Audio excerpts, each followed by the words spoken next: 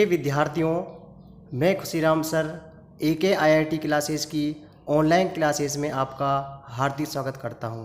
आज हम भ्रमर गीत का भाग 2 का अध्ययन करेंगे, जिसमें गोपियों के विरह वेदना को अभिव्यक्त किया गया है। लेकिन इस भाग को शुरू करने से पहले मैं आपके सामने एक छोटी सी वीडियो प्रस्तुत कर रहा हूं, जिसमें गोपियों की विरह वेदना को व्यक्त किया गया है। उसके बाद हम पद नंबर 3 और पद नंबर 4 का अध्ययन करेंगे।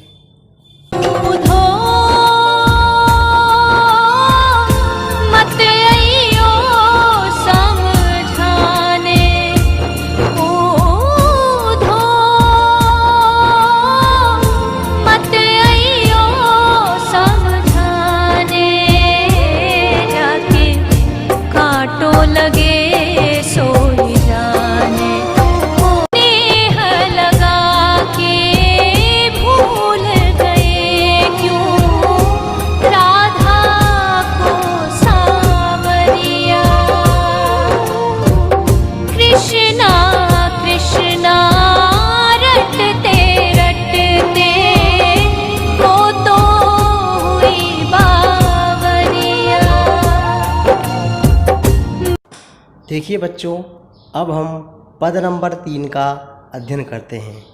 सूरदास जी कहते हैं, बिलग जनी मानो उदो प्यारे, वे मथुरा काजर की कोटरी, जे आवे ते कारे, तुम कारे सुपल कसूत कारे, कारे मधु भंवारे, तिनके संग अधिक छवि, उपजत कमल नैन मनियारे, मानव नील मारते काड़े, ले जमुना जाए पखारे, तागुन श्याम भई का लिंदी, सुर श्याम गुण न्यारे। सूरदास जी कहते हैं कि गोपियाँ उद्धव से बात करती हुई कह रही हैं कि बिलग जनी मानो उदो प्यारे। बिलग का अर्थ यहाँ होता है गलत, और जनी का मतलब मत होता है, मानो मतलब नहीं मानना, और उदो उद्धव के लिए है। तो बिलग जनी मानो उदो प्यारे। गोपियाँ उद्धव से कहती हैं कि हे उद्धव, तुम हमारी बात का बुरा मत मानना। बिलग जनी मानो उद्धव प्यारे, कि हे उद्धव, तुम हमारी बात का बुरा मत मानना। वे मथुरा काजर की कोटरी, जे आवे ते कारे, कि हे उद्धव, तुम्हारा मथुरा काजल की कोटरी है, वहाँ से जो कोई भी आता है वे सब काले ही होते हैं। उनका मन काला होता है, उनका तन भी काला होता है। तुम कारे सुपल कसूत कारे, कारे मधु भंवारे। सुपल कसूत का मतलब अक्रूर से है, जो कि आप जानते हो अक्रूर जो कृष्ण जी को लेने के लिए गोकुल आया था। तो तुम कारे सुपल कसूत कारे, कारे मधु भंवारे।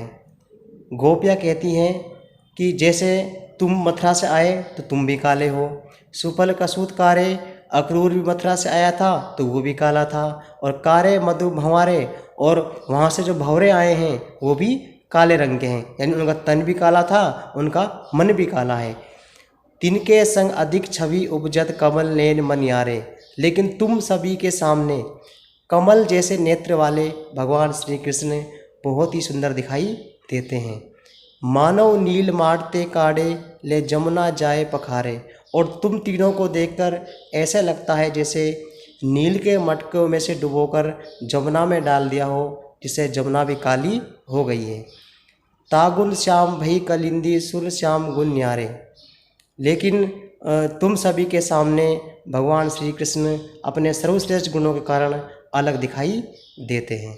तो एक बार पुनः देखिए, प्रथम पंक्ति का अर्थ है कि हे उद्धव, तुम हमारी बात का बुरा मत मानना।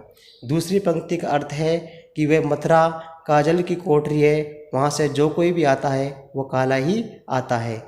तीसरी पंक्ति का अर्थ है जैसे तुम भी काले हो, अक्रूर भी काला था, और वहाँ के भंवरे भी काले हैं, वो तन से भी काले हैं, उनका मन भी काला है। और तिनके संग अधिक छवि उपजत कमल नैन मनियारे। इस पंक्ति का अर्थ है कि तुम सभी के सामने कमल जैसे नेत्र वाले भगवान श्री कृष्ण बहुत सुंदर दिखाई देते हैं। अगली पंक्ति का अर्थ है कि तुम तीनों को देखकर ऐसा लगता है जैसे नील के मटके में से निकालकर जमुना में डाल दिया हो, जिससे यमुना भी काली हो गई है। और तागुन श्याम भई कलिंदी, सुर श्याम गुण न्यारे। इस पंक्ति का अर्थ है कि तुम सभी के सामने सर्वश्रेष्ठ गुणों वाले भगवान श्री कृष्ण वो सबसे अलग दिखाई देते हैं, बहुत सुंदर दिखाई देते हैं। अब हम पढ़ते हैं पद नंबर 4। अखियाँ हरि दर्शन की भूखी, कैसे रहे रूप रस राशि, ये बतिया सुनी रूखी, अवधि गणत इकटक मग जोवत, अब एती नहीं झूकी, अब इन जोग संदेशन ऊदो, अति अकुलानी दूकी, बारक वे मुख फेरी दिखाओ, दूही पे पीवत पथूकी, सुर सिकत हटी नाव चलायो, ये सरिता है सूखी। सूरदास के अनुसार गोपियाँ उद्धव से कहती हैं कि अखियाँ हरि दर्शन की भूखी, कि हे उद्धव हमारी आँखें भगवान श्री कृष्ण के दर्शन की भूखी हैं, हमारी आँखें कृष्ण की दर्शन करने के लिए तरस रही हैं, हमारी आँखें बहुत दुखी हैं, वो श्री कृष्ण को देखना चाहती हैं। कैसे रहे रूप रस राची, ये बतिया सुनी रूखी। और हे उद्धव तुम्हारे योग साधना की बातों को सुनकर श्री कृष्ण के रूप रंग को हम भूल जाएंगी। तो कैसे रहे रूप रस राची, ये बतिया सुनी रूखी, अर्थात तुम्हारी योग की बातों को सुनकर हम श्री कृष्ण के रूप रंग को भूल जाएंगी, जिससे हमें काफ़ी कष्ट होगा।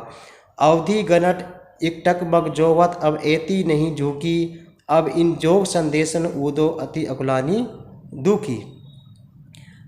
गोपियाँ कहती हैं कि हे उद्धव भगवान श्री कृष्ण का इंतज़ार करते करते हमें इतना दुख नहीं हुआ, अब इन जोग संदेशन ऊदो अति अकुलानी दुखी, जितना कि आपके योग संदेश को सुनकर हो रहा है, और आपके योग संदेश हमारे दुख को और अधिक बढ़ा रहे हैं, हमें और पीड़ा में डाल रहे हैं।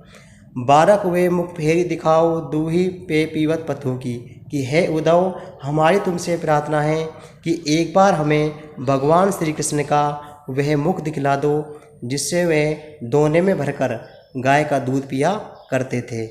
सुर सिकत हटी नाव चलाओ, ये सरिता है सूखी, कि हे उद्धव तुम सूखी नदी में नाव चला रहे हो, अर्थात जबरदस्ती प्रयास कर रहे हो।